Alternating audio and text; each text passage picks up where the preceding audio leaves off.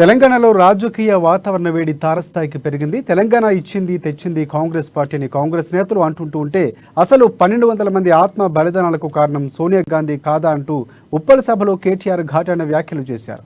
సోనియా గాంధీ కాంగ్రెస్ పార్టీపై చేసిన అనుచిత వ్యాఖ్యలు ఖండిస్తున్నామంటున్న టీపీసీసీ సీనియర్ ఉపాధ్యక్షుడు నిరంజన్తో మా ప్రతినిధి ప్రవీణ్ ఫేస్ టు ఫేస్. ఎన్నికలు సమీపిస్తున్న నేపథ్యంలో రాజకీయంగా హీట్ అనేది తారాస్థాయికి చేరుతున్న పరిస్థితి రాష్ట్రంలో నెలకొంది. అయితే దీనికి నిదర్శనం నిన్న కేటీఆర్ చేసిన కొన్ని అనుచిత వ్యాఖ్యలు అయితే కాంగ్రెస్ నేతలందరూ కూడా మండిపడుతున్నారు. ఒకటి, మొన్న అమరవీరుల స్తూపం ప్రారంభోత్సవం మనం చూసుకున్నట్లయితే కాంగ్రెస్ ఇచ్చింది తెచ్చింది, తెలంగాణ ఇచ్చింది తెచ్చింది కాంగ్రెస్ పార్టీనే. సో ఎక్కడ కూడా సోనియా గాంధీ గురించి కూడా కాంగ్రెస్ పార్టీ గురించి కూడా ఎక్కడ కూడా ప్రస్తావించలేదంటూ కూడా కాంగ్రెస్ నేతలు అయితే మొన్న గతంలో అయితే అన్నారు. దీనికి కౌంటర్గా చూసుకున్నట్లయితే ఈరోజు 1200 మంది అయితే బలిదానాలు అవింది కూడా కేవలం కాంగ్రెస్ పార్టీ వల్ల కదా అంటూ, అలాగే సోనియా గాంధీ గురించి కూడా అనుచిత వ్యాఖ్యలు చేశారు. అలాగే టీపీసీసీ అధ్యక్షుడు రేవంత్ రెడ్డి పై కూడా కొన్ని ఆరోపణలు చేశారు. అయితే ప్రస్తుతం వీటన్ని గురించి కూడా మనం ప్రస్తుతం మాట్లాడే ప్రయత్నం చేద్దాం. ప్రస్తుతం మనతో మాట్లాడడానికి టీపీసీసీ సీనియర్ ఉపాధ్యక్షులైనటువంటి నిరంజన్ గారు ఉన్నారు. వారితో మాట్లాడే ప్రయత్నం చేద్దాం. సార్ చెప్పండి, నిన్న కేటీఆర్ గారు ఉప్పల్ జరిగిన సభలో అనుచిత వ్యాఖ్యలు చేశారు. ప్రధానంగా సోనియా గాంధీ గురించి అలాగే కాంగ్రెస్ పార్టీ గురించి మాట్లాడటం ఏ విధంగా చూడొచ్చు అంటారు? యావత్ ప్రపంచం కూడా ఈరోజు తెలంగాణ ప్రజల కళ సాకారమైందంటే కేవలం సోనియా గాంధీ గారి వల్లనే జరిగింది. ఆమె దృఢ నిశ్చయంతో ప్రత్యేక తెలంగాణ రాష్ట్రం ఏర్పాటు కావించిందనేసి అందరూ ఒప్పుకుంటున్నటువంటి మాట. ప్రపంచంలో ప్రజలందరూ అనుకోవటమే కాదు, ఈవెన్ కేసీఆర్ గారు కూడా మొదటి అసెంబ్లీ సమావేశంలో 2014లో తెలంగాణ ఏర్పడిన తర్వాత జరిగిన మొదటి అసెంబ్లీ సమావేశంలో కూడా అసెంబ్లీ సాక్షిగా చెప్పింది, ఈరోజు తెలంగాణ వచ్చిందంటే అది కేవలం శ్రీమతి సోనియా గాంధీ గారి ఇనిషియేటివ్ తోటే వచ్చిందన్నమాట ఆయన చాలా స్పష్టంగా చెప్పడం జరిగింది. నిన్న కేటీఆర్ గారు ఉప్పల్లో ఒక సమావేశంలో మాట్లాడుతూ ఏవైతే అనుచితంగా వ్యాఖ్యలు చేయడం జరిగిందో సోనియా గాంధీ గారి గురించి, ఆమె అమరుల బలిదానాలకు ఆమెనే కారణమని చెప్పటం మాత్రం అది తెలంగాణ ప్రజలు సహించరు, కేటీఆర్ గారిని క్షమించరు అన్నమాట కూడా చెప్తాము. నేను కేటీఆర్ గారితో సూటిగా ఒక ప్రశ్న అడగదలుచుకున్నాను. తెలంగాణ బిల్లు పార్లమెంట్ లో పాస్ అయిన తర్వాత మీ కుటుంబం మొత్తం, కేసీఆర్ గారు మీరు కూడా ఉన్నారు, అందులో మీ పిల్లలు కూడా ఉన్నారు, అందరు కలిసి సోనియా గాంధీ గారి ఇంటి దగ్గరికి వెళ్ళేసి ఆమెకు ధన్యవాదాలు చెప్పడం జరిగింది. మరి అమరవీరుల బలిదానాలకు సోనియా గాంధీ గారు కారణమనే సోయి అప్పుడు లేదా? ఇప్పుడే ఆ సోయి ఎందుకు వచ్చింది?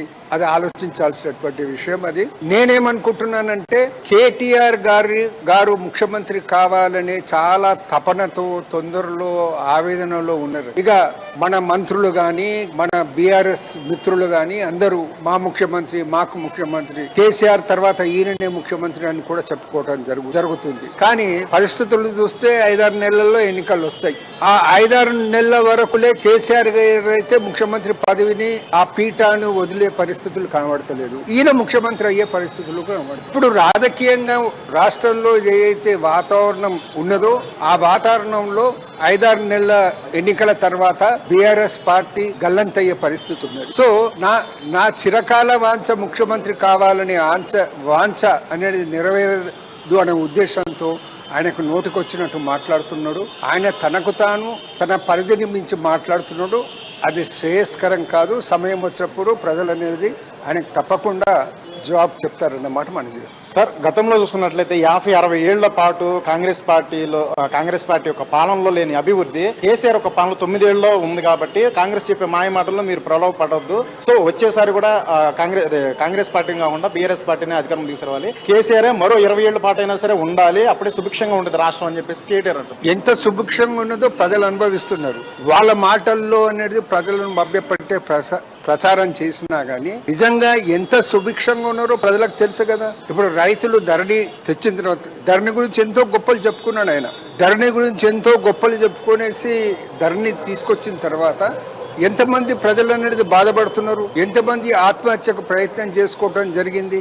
సో ఇవన్నీ ప్రజల దృష్టిలో ఉన్నాయి కదా. వారు చెప్పుకోవడం కాదు, ప్రజలకు అనేది ఎంతవరకు చేరింది ఆ లాభం అనేది అది ముఖ్యమైనది. సో మీరు కోట్లకు పడగలెత్తారు, మీ కుటుంబం మొత్తం కోట్లకు పడగలెత్తింది. మీ సోదరి అనేది మద్యం కుంభకోణంలో ఇరుక్కుపోయి ఉన్నది, ఆ మద్యం కుంభకోణంలో నుంచి ఆమెను తప్పించడానికి అనేది మీరు బీజేపీతో పొత్తులు చేసుకునే ప్రయత్నం అనేది వాళ్ళకు అడుగులకు మొడగులొత్తే ప్రయత్నం మీరు చేస్తున్నారు. మీరు ప్రచారానికి ఎవరైనా చేసుకుంటారు, మేము ఇది అది చేసాం ఇది చేసాము. స్వాతంత్రం వచ్చిన తర్వాత కాంగ్రెస్ పార్టీ యొక్క ఆధ్వర్యంలో అప్పటి పండిత్ జవహర్లాల్ నెహ్రూ గారు అప్పుడున్న వనరుల దృష్ట్యా, అప్పుడున్న ఆర్థిక స్తోమస్తుల దృష్ట్యా ఏదైతే అభివృద్ధి అనేది సాధించడం జరిగిందో అది చిన్నపాటి అభివృద్ధి కాదు. అప్పటికిలే మనకులే తినడానికి కూడా తిండి గింజలు లేనటువంటి పరిస్థితి ఉండే స్వాతంత్రం వచ్చిన టైంలో.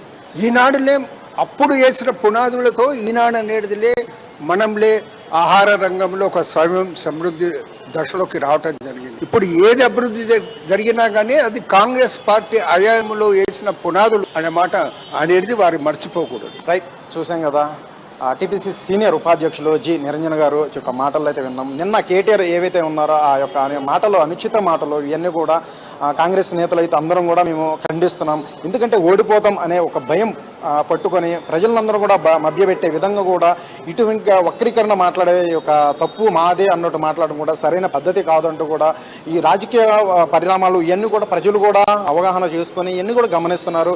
సో ఏదేమైనా సరే ఇవన్నీ ప్రజలు గమనిస్తున్నారు. రాబోయే ఎన్నికల్లో మాత్రం కాంగ్రెస్ పార్టీ అధికారం చేపడుతుంది. అది కూడా వారికి సర్వీస్ చేసే విధంగా అయితే మేము అధికారులు రావాలనుకుంటున్నాం. ఆ విధంగానే మొదటి నుండి రాహుల్ గాంధీ చెప్పిన ఒక భారత్ జోడోతో కలుపుకొని ఇప్పుడు ఇక్కడ బట్టి విక్రమార్క చేస్తున్న పీపుల్స్ మార్చ్ ఒక పాదయాత్ర కావచ్చు, ఇలా ప్రతి ఒక్క పాదయాత్రలో కూడా ఒక ప్రజలతో మమేకమై వారి యొక్క సమస్యలను తెలుసుకునే నేరుగా రాబోయే ఎన్నికల్లో మాత్రం ఎట్టి పరిస్థితుల్లో విజయం సాధించే విధంగా కూడా కాంగ్రెస్ పార్టీ యొక్క వ్యూహంగా అడుగు ముందుకు వేస్తుందంటూ కూడా జి నిరంజన్ మాటలు అయితే మనం విన్నాం.